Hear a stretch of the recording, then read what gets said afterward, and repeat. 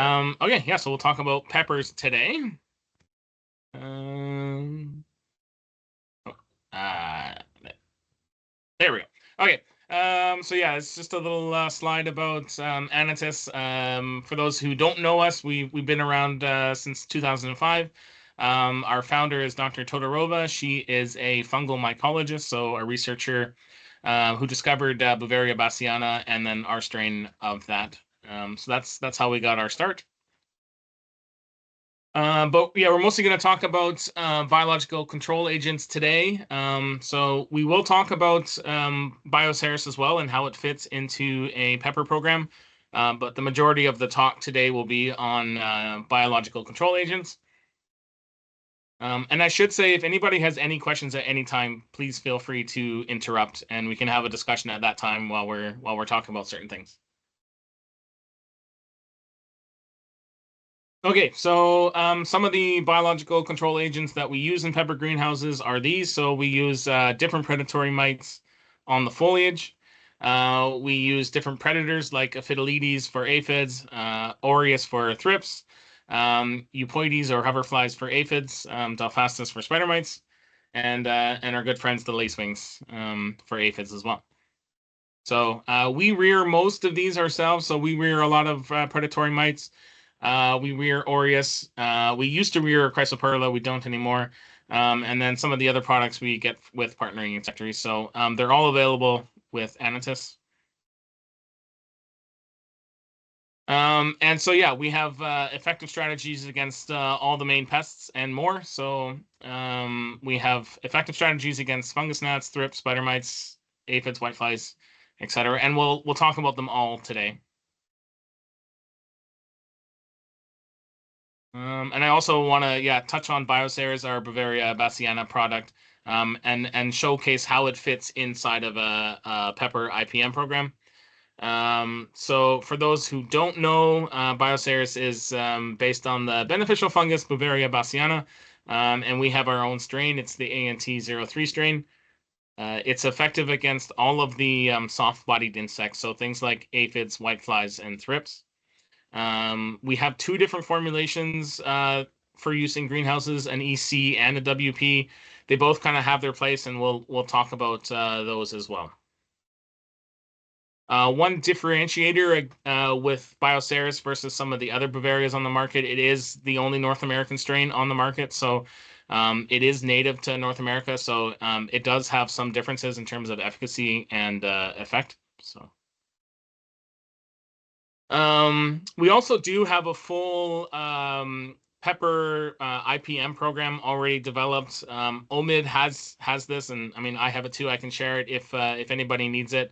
And so the program lists rates and all the effective timings for all the different options that exist inside of a pepper program. The program or that's listed there.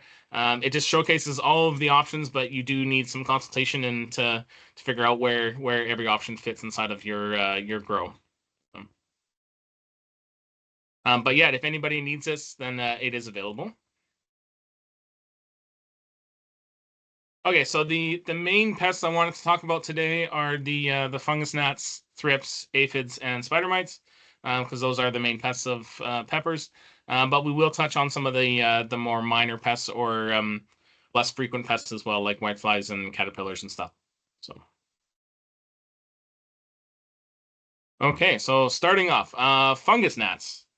That's a good place to start because that's usually where the bio program starts as well. So the bio program starts, right at planting or even before planting. So the very first pest that you generally apply bios for is fungus gnats, and that happens right at the planting time.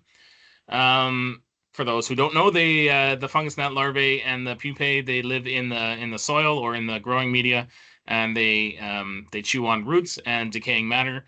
And then they also those wounds that they leave behind will create entry points for various detrimental fungi, such as Pythium, etc. So they are a plant pest, and they do cause damage indirectly. The adults aren't really a pest per se, but they do they are part of the life cycle, so we do like to control them. But their life cycle is actually quite short. So when you add up all the days in them, that gets you close to 28 days from egg to egg. So um, it is fairly short. Okay, so there's a bunch of different solutions for fungus gnats, and we'll talk about all of these. Um, I'm hoping that everyone is familiar with these products, but if not, then we'll go over them in more detail. So, um, the standard for many years has been a combination of one or two of these options. So most people do stratiolaps in the soil or in the growing media. That has been the standard for a number of years. It's also the same thing as hypoaspis, if you don't know that. So a number of years ago, 5 or 6 years ago, the entomologists around the world changed the name of hypoaspis to Stratiolaelaps. So we have chosen to use the new name versus the old one. Okay, so where they come into play is right at planting time. You put them right on the grow block or on the grow bag, right on the surface, and they eat the larvae and the pupae of the fungus gnats. The other option is Delosia. So those are a rove beetle. So they can walk quite well and they can fly. So oh, was there a question I'm seeing in the chat?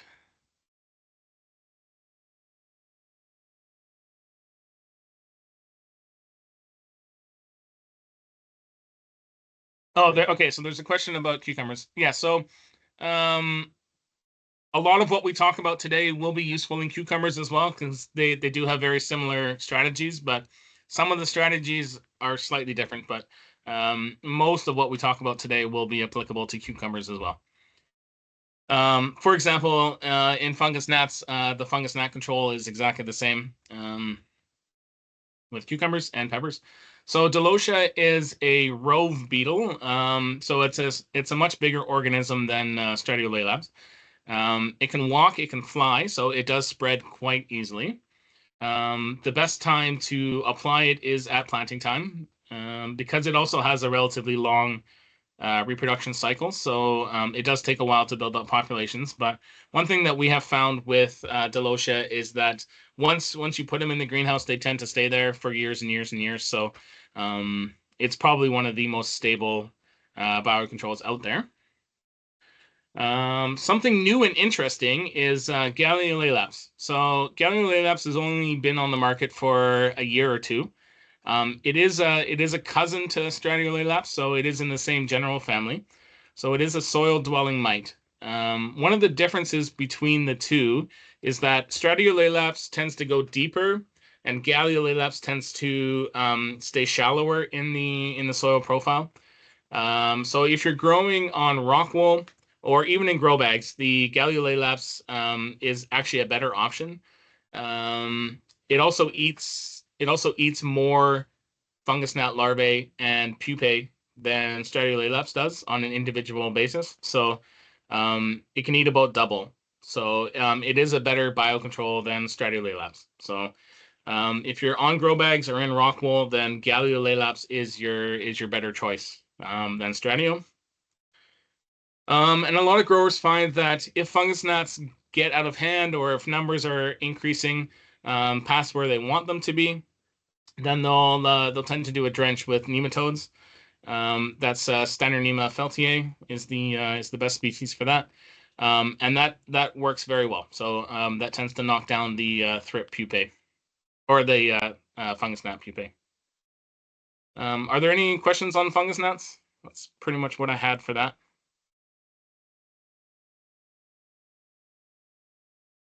Hearing none, I will move on.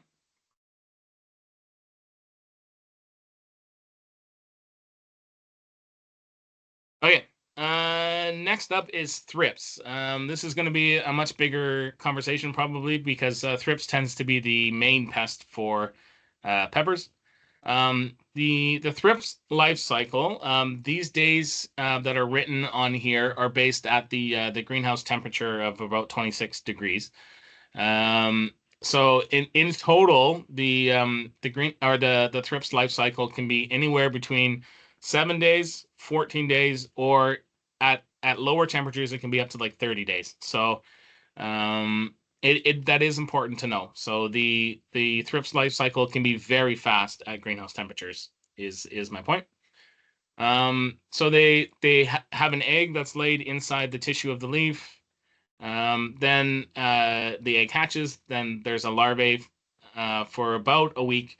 There's three different stages of larval development usually, and then the pupa drops down to the soil or to the growing media, pupates there, and then the adult will reemerge from there and fly. So there's three different locations that the thrips are occupying in space. So we do have to adapt strategies for all three of those locations. So with thrips, we do tend to do the pitchfork approach and throw multiple biocontrol agents at it, and that just makes sense to interrupt various stages of the life cycle. So yeah, so there's quite a few options available against thrips, and that is important in order to combat them properly. So in general, a lot of people use foliar mites like Swirsky, Cucumaris, um, sometimes Lamonicus, in order to control thrips on the foliage of the plant, and then they'll also put in Aureus to control the adults and the larger larvae of thrips, and then they'll use soil predators like Delocia and Stratolelaps in order to control the pupae in the soil, and then nematodes as well to control the pupae in the soil, and then sticky traps and or pesticides like Bavaria to control the flying adults. So those are the options, and we'll kind of go over how to use them all. So um, yeah, so at the beginning of the crop, generally speaking, the plants come in from a propagator, and they do tend to have thrips on them already. So from the propagator, so there is a very important window there in order to control them. So starting at planting, we generally recommend doing bulk applications of one of the foliar mites, whether it's Swirsky or Cucumaris. And because planting is happening in usually December, January, it's a little bit too early to introduce Aureus. Aureus has a reproductive diapause there, so it really can't reproduce until about week 12 or so, when it has enough light to do that. So there is a very important window there at the other part of the season in order to control your thrips. And that should be the main window when you're focusing on thrip control, is to really get it dialed in right there. Does anybody have any questions about the thrip life cycle or the thrip strategies?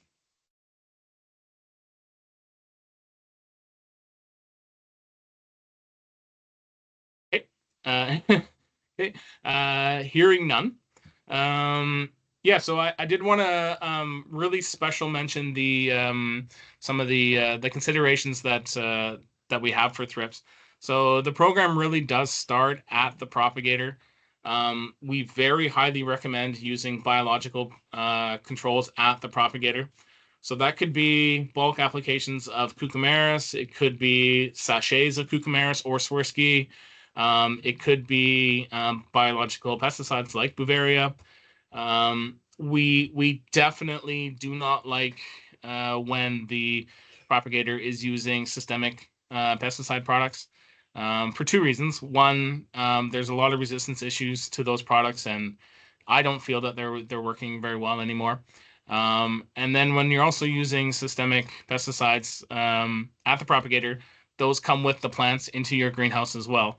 The residues come in, and then a lot of the biocontrol agents don't work as well at planting time. So you kind of get double the trouble. You get double whammy. You still get thrips, and a lot of the products aren't working. So um, definitely use biologicals at the propagator. Talk to your propagator about doing that. Um, it is the best way to control thrips in that early window. So yeah, so there is a very important window in between in between planting, and then the introduction of Aureus in week 10 to 12. Because you really need to have your thrips controlled at that point, because otherwise it will generally get out of hand. So, and this is why. So in 30 days, so that window is about 60 days long. So in about 30 days, thrips can go from 1 to 90.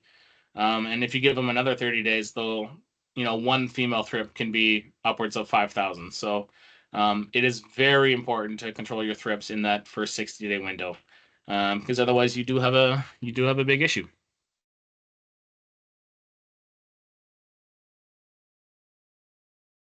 Okay, so in that window, because you haven't introduced Aureus yet, you do have more options in terms of biopesticides. So the Bioceres does fit in that window. Um, Yeah, so we do have good results with Bioceres against thrips. So it's one of the products or one of the pests it controls the best. After 14 days after application, you do tend to see about 50 to 70% reduction. So it is a good product and it does work. So in that window, post planting, before Aureus introduction, it's a very good time to do 1 or 2 applications of Bioceres just to get your thrip numbers down. The nice part about Bioceres is that it doesn't affect any of the other predators. So it doesn't affect your predatory mites like Swirsky or Cucumaris. So it does fit well into the IPM program without causing any issues. It does kill Aureus, which is why I say put it in before your introduction of Aureus. For those who don't know Bavaria that well, basically how it works is the product is the spore of the fungus, Bavaria bassiana or Canidia, if you want to get specific. That lands on the cuticle of the insect.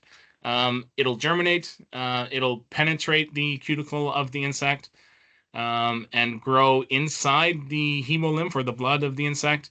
And then after a few more days, sporulate out, which is then when you'll see the white fuzzies come out of there. You may or may not see that in real time. It doesn't always happen, the white fuzz growing out of there, but oops. But yeah, that is what happens, or what a Bavaria infection looks like. One thing that I've been playing with a lot with my growers here in BC is the addition of alyssum banker plants for a thrip program. Alyssum does 2 things. So the flowers of the alyssum that produce a lot of sugar or a lot of nectar, that's important for the Aureus. It gives them a lot more energy to fly, and it actually increases their reproduction rate inside the crop. So you do get more Aureus coming into your crop and staying there and reproducing better with the introduction of alyssum. And alyssum is also highly attractive to thrips too. So you do get a bit of a situation on the alyssum banker plant. You have a bunch of thrips coming in from the crop, so you're pulling them away out of the crop, and then you're also attracting the Aureus to the alyssum, which are then reproducing there. So you'll get a pull out effect as well as an increased reproduction of Aureus. So I have a number of growers here in BC that are putting these in. Yeah. And in the background there, you can see aphid banker plants, and we'll talk about those too.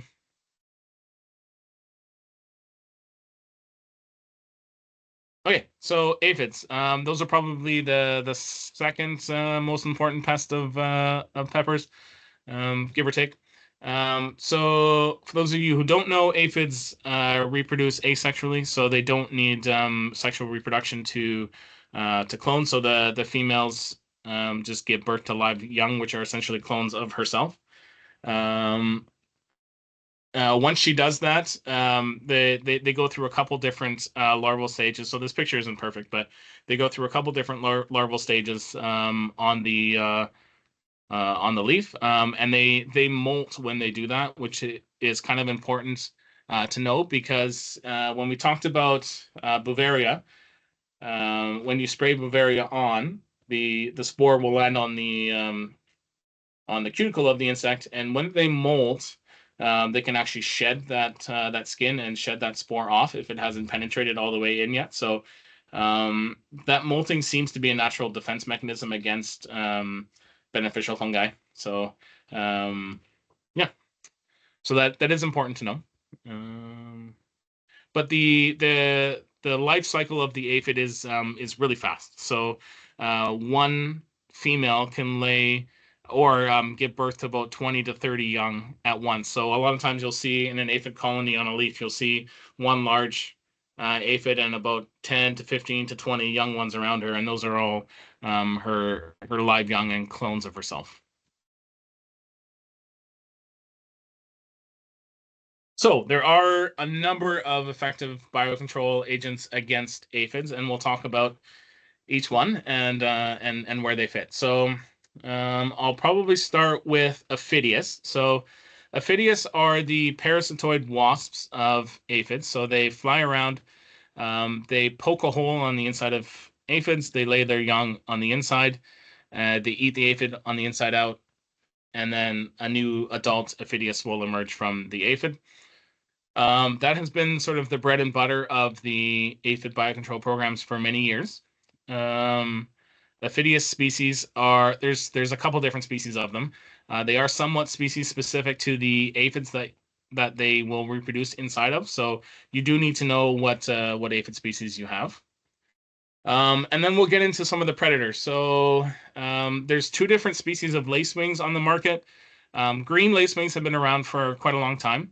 And then a lot of guys use the larvae of the green lacewings to control hotspots of aphids, and that program works quite well. Recently, there's the brown lacewings have been introduced to the market. The interesting thing about the browns is that both the larvae and the adults will feed. The green lacewings, the adults don't feed, so they only reproduce. So the nice part about the browns is that the adults feed as well, creating a bit more control. But then we get to my favorite predator, I think, is the Aphidoletes. It's an often overlooked predator, and it not everyone uses it, but I do think everyone should be using it because I think it's probably the most effective predator for aphids around, and in keeping your aphid levels down. So it is a predatory midge. So the adult looks like a mosquito. It's kind of in the same family. The adults will mate. They'll lay their eggs near an aphid colony, so that the young larvae will crawl around and then find the aphids and basically suck them dry out of all their fluids. Um, it is my favorite predator, like I said, because it's effective and it works. It's probably the only one that'll clear out a colony by itself. So um, in the past couple of years, we've played with hoverflies as well. Hoverflies can work. Um, they have one downside is that they don't tend to stick around in the crop. Peppers is not one of their favorite crops, and neither is cucumbers. They do tend to fly away through the open vents. So I'm not sure it'll have a major fit in the next coming years, but we'll see. We'll continue to play with it and see if we can find ways to make it stay. But it doesn't tend to stick around all that long. And then in crisis situations, growers have played with ladybugs. I don't mind doing ladybugs in peppers, but I do have to use the caveat that you have to make sure you do the right species. So a lot of the adult ladybugs on the market are wild-caught ladybugs, and they're coming from the prairie provinces, the prairie states, so like Middle America type of situations. Moving those around the country and the continent is not good environmentally speaking. So, and it just doesn't sell the live adult ladybugs for those reasons. And I don't think any bio company should. So, and I honestly don't think greenhouses should use the adults. Yeah. And then there's also Bavaria options as banker plant options. So we'll go through the banker plants too. Oh yeah, these are photos that I took this spring, I guess, in a pepper greenhouse. There's two things to note. So there is actually like an aphid molt. I'm not sure if you can see my mouse, but there is an aphid molt on the bottom left of the picture. That's an old aphid molt skin. And then the Aphidoletes larvae can crawl that whole way. It can easily crawl across a leaf without an issue, and it'll find that other aphid. So I took these pictures about 1 second after each other.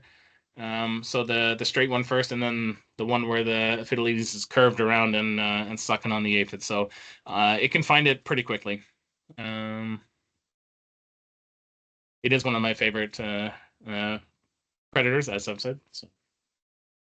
And then yeah, one of my other favorites is the Chrysoperla. It can work very well to clean up little hotspots of aphids that you've already found. The Aphidoletes should be released preventatively. So I have growers that are releasing them um, right from planting all the way through the summer, every couple of weeks, just to keep that cycle going of Aphidoletes as in a preventative way. Um, but if you're already in a situation where you have too many aphids, then Chrysoperla can clean up a hotspot for you quite well. But that's not really the situation we want. We want to have a situation where aphids are controlled at a lower level all year long. So there's no way to keep aphids out indefinitely, but there are ways to keep them at a level where they're not of economic concern all year. So um, just this past year or this year, so I've been working with a certified organic greenhouse here in BC, and we managed to keep aphids down to a level of non-economic concern. So they didn't have to do a single spray for aphids at all this year. No oils, nothing, which is very nice. And it was a very good achievement. How we did that was with high rates of use of banker plants and Aphidoletes. So aphid banker plants, they're definitely getting a resurgence in the market. A lot of the pesticides that conventional growers are using aren't really working anymore. There is resistance. Even some of the newer ones like Altus and Contos, like we're starting to see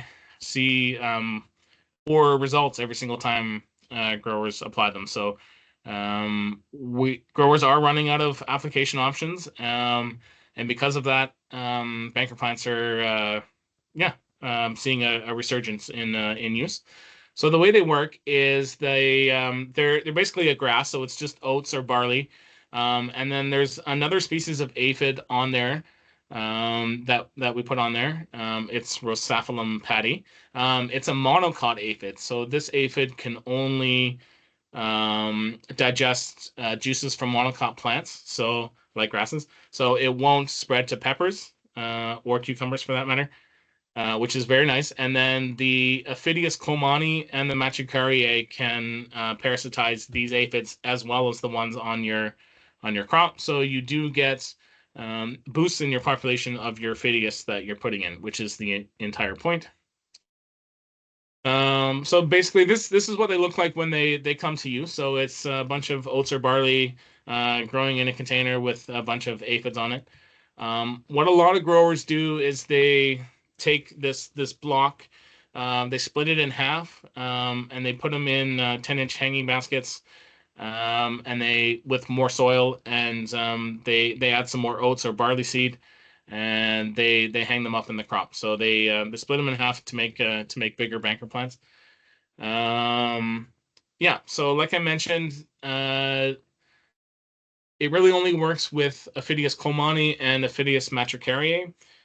Those two species of Aphidius are relatively smaller than Ervi, which is the other Aphidius. So these two smaller ones can reproduce inside of this monocot aphid, whereas the Ervi can't. So where that comes into play is if you have multiple species of aphid in your greenhouse. So if you're dealing with green peach or the red morph of the green peach or melon aphids, banker plants can work very well. If you're dealing with some of the larger species like foxglove, then the banker plants don't really work for that because the Ervi doesn't reproduce on these aphids. Um, I get asked a lot, how often do you use them, and how much do you use? And the rates are right there. So right at planting, we start with 2 plants per acre, and then you refresh with 1 plant per acre per week on an ongoing basis throughout the year. If you're doing it right, the banker plants can last about 12, 14 weeks, give or take.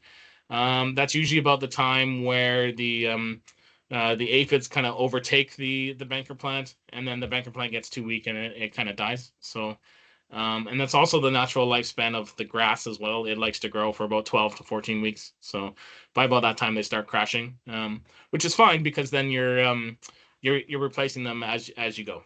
So. One strategy we found that actually worked quite well is uh, in hotspots of aphids or melon aphids or green peach. You can actually move the banker plants around, so you can move them around into hotspots, and that actually does work. It increases your parasitism that's happening in the hotspots. So yeah, like I mentioned, what a lot of growers do is they create these 10-inch hanging baskets, and they hang them up in the crop. A lot of people hang them up along the walkway, and that's fantastic. But then, as I mentioned, you can actually hang them inside of the crop as well. Hang them on the pipes, hang them on your strings, on your chains, whatever. Um, the important part is to get them where the aphids are, and that's where a good scouting program shines through. Yeah. So if anybody has any questions about banker plants, please feel free to reach out to myself or to Omid.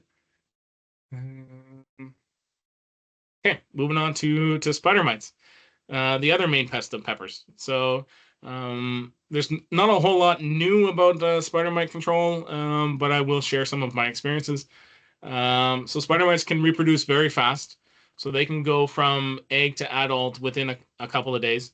And then at those temperatures, they're reproducing extremely fast. So spider mites are the one pest that can get out of hand extraordinarily fast.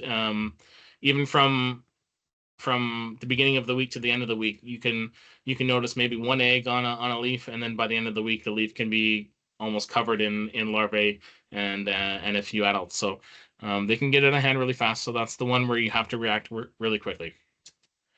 There's a bunch of different solutions. The bread and butter of spider mite control has been Persimilis in the past. Persimilis is an obligate feeder, so it only feeds on spider mites, or two-spotted spider mites to be exact. So it'll only feed on that, and it won't do anything else. So yeah, that's been the bread and butter of spider mite control for a long time. Some guys are putting it in preventatively. Some guys are just doing it reactively. Um, I'm a favor of preventative applications because it reduces your risk of massive spider mite explosions, but there is also increased cost, so you do have to be aware of that. Um, One thing I have found is that Persimilis prefers to eat the adults or the motiles of the spider mites. It tends not to eat the eggs. It tends to save the eggs for last, which can be an issue if you have a lot of spider mites in your grow, because then they never quite get to the eggs, and then the eggs hatch and start all over again. So I do find that if you're dealing with a situation of spider mites, you have to put in Persimilis, but you also have to put in a secondary predator. Um, my general preference is Californicus in peppers, just because the climate is almost perfect in a pepper greenhouse for Californicus. So and they will clean up the eggs. So I've seen it. Uh, where you have a spider mite infestation, you put in Persimilis and you put in Californicus, and it'll wipe out the spider mites and reduce it to zero. So I have seen that happen. So you do need to put a secondary predator in if you're having a lot of issues. You can choose Phalassus as well. That is another good option. But for peppers, I generally prefer Californicus. Stepharis is a predatory beetle against spider mites. I don't see it being used too often, and I think it's mostly just due to the cost of introduction. Um, it's not being used so much in peppers, but I am seeing it being used more and more in strawberries. So hopefully that cost will go down, and then yeah, we'll start to see more use in peppers. I do like it. It's a great predator. It does wipe out hotspots quite well, but just by itself. But it is costly. So um, yeah, that's the one downside to it. And then Bavaria bassiana is an option against spider mites as well. But again, probably only in that period between planting and Aureus introduction, because Bavaria does wipe out your Aureus. Or there could also be another window in later season. Um, so in August, September, when you really stop caring about biologicals as much and you start spraying a lot more, it'll have a fit there as well in controlling your spider mites. And it'll be a great rotational product to yeah to help you control your spider mites and aphids and thrips all at the same time. So in that window, late summer, before clean out type of window, I would definitely look in Bavaria as well for spider mite control. Okay, some of the other pests, these are slightly more minor, or they cause less destruction, or they're less frequent. So that's why I stick them in other. But they are still pests. So we got stink bugs, whiteflies, and caterpillars. Stink bugs. Bad news is there really is no main biological control agent against stink bugs. The good news is that there is some research showing that podesis, which is a predatory stink bug, has some predatory behavior against the eggs of pest stink bugs. And then also the other good news is that Bioceres or Bavarias are very effective against all the species of true bugs. So our Bioceres was isolated from an Aureus actually, or sorry, from a Lygus bug in Quebec. So it is a natural North American strain, and it's very highly effective against the whole family of true bugs, so including stink bugs. Yeah, so the bad news is that there's really no biocontrol agent or main one to prevent them. But yeah, there are some reactionary ones that you can use. Some growers in BC here have implemented a bounty strategy. So they actually have their workers, their laborers, every time they see a stink bug, they pick it off, they put it in a container, and they bring it back, and they get a monetary reward for every stink bug that they catch. It is a strategy. It does seem to be working. So if you can implement it in your with your labor force, then it is worthwhile doing. Um, Whiteflies. So in cucumbers, these are a major pest, but in peppers, they tend to be more of an incidental pest. So the adults tend to fly around to the top of the plants. They lay their eggs in the usually around the crown of the plant.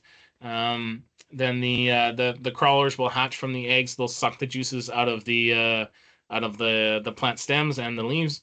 Then they'll pupate into a scale, and then they'll reemerge as a winged adult. There are a number of predators against whitefly. The two most common are the parasitoids Encarsia and Eretmaceras. They are parasitoids of the larvae of whitefly, so they'll they'll only target the larvae. They won't target the pupae or the adult. Um, Another predator that's used quite often is Swirsky. So it's the predatory mite on the foliage. It'll also eat the larvae of whitefly. Um, Another predator, Delphastus, is very uncommon. I don't think any of the growers here in BC are using it. It is available. It is a predatory beetle, but I'm not sure anybody's using it. And then Aureus will also attack the pupae as well as the larvae of whitefly. It'll suck the juices out of there. So if you have a good thrip program going with predatory mites like Swirsky and a predator like Aureus, whitefly tends not to be an issue, but it can flare up in certain areas. And then Dicyphus. Dicyphus is a generalist predator, but it is proven to be highly effective against whitefly. Generally speaking, Dicyphus can't reproduce on pepper plants, so it does need an alternative host like eggplants or mullein. So a lot of growers, if they are dealing with whitefly in a significant amount, they will plant some eggplant or mullein host plants for the Dicyphus to reproduce. Dicyphus by itself could probably knock down about 30 to 40% of your whitefly issues. So if you are struggling with it, I would definitely incorporate Dicyphus into your program. And then Bavaria works extremely well against whitefly as well. And here's just a chart showing that. So these were tests done inside of greenhouses. Even at the low rates, we're getting 70 to 80% reduction in whitefly amounts. So if you are dealing with an outbreak, Bioceres is a good option. Okay, and then caterpillars. So we've actually seen a major increase in caterpillar pests in BC in the last couple of years, in the last 2 or 3 years, I would say. I don't know if it's global warming, climate change, etc., or just pests moving around, but it's actually become much more significant. So in the next 2 years, when I do this presentation again, it'll probably be on the main pest slide. So there are two really good biocontrol options against caterpillars. The first one being trichogramma. So trichogramma is a tiny parasitoid wasp. It's even smaller than Aphidius wasps. It's smaller than a fruit fly, but it parasitizes the eggs of caterpillars. This can be somewhat species specific as well, or group specific, or family specific. So there are a couple different species of trichogramma on the market. The most common one is Trichogramma brassicae is the most common one on the market, and that works as the name suggests on cabbage loopers and the brassica pest caterpillars. But what we found is that in pepper greenhouses, you tend to either have a mix of caterpillar pests, or you have other caterpillar species that the brassicae doesn't work on. So we found that the Trichogramma austernae species of Trichogramma does work quite well in peppers. So we've created a brand of a Trichogramma. We call it Tricho Pepper, and it's specifically just Trichogramma austernae for use in pepper greenhouses.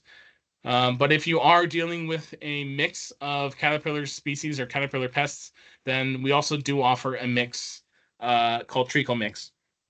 So it's a mix of 3 different species of Trichogramma.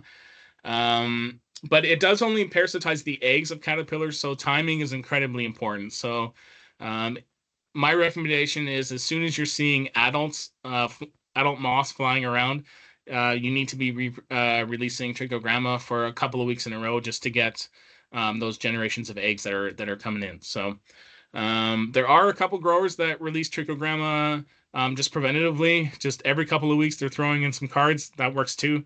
But I do find if you're walking the greenhouse every day, you can generally notice when the moths are coming in. So you can react reactively to those.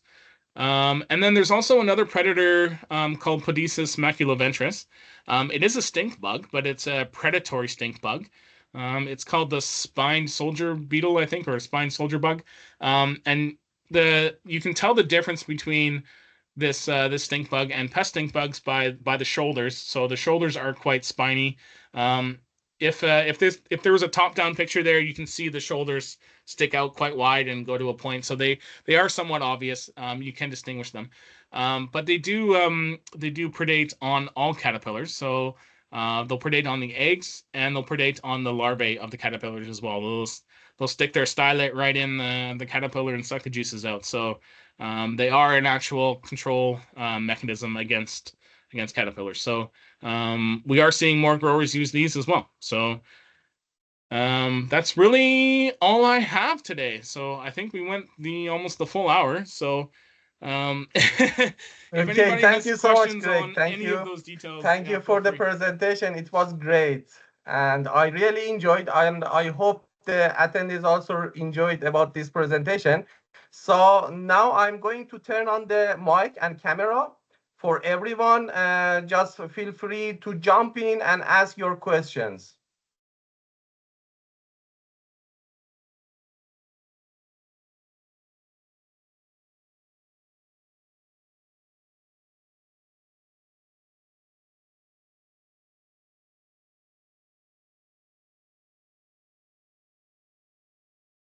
Well, apparently I answered everything. Maybe there's no question. I also couldn't see any question. Oh, they are typing, but Oh, typing. Okay, yeah, there we go. yeah.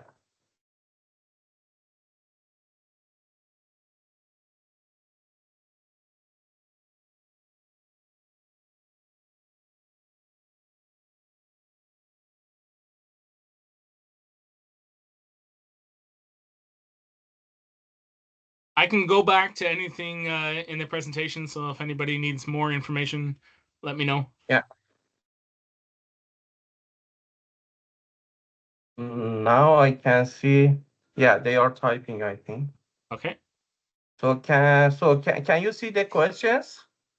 Yeah, I can. Yeah, okay, yeah. So there's a thank you, and then okay, which soil mite went deeper in the soil? So the stratiolaelaps will go deeper. So that's the same as hypoaspis. And then galliolaelaps will stay more towards the surface. So if you're growing in rock wool blocks, Galliolaylaps actually has the potential to, or the ability to go through rock wool. Whereas Hypoaspis or Stratiolaelaps doesn't go through rock wool very well. So if you're using rock wool, then Galliolaylaps is your choice. If you're growing in grow blocks, you can use either one, Stratiolaelaps or Gallio.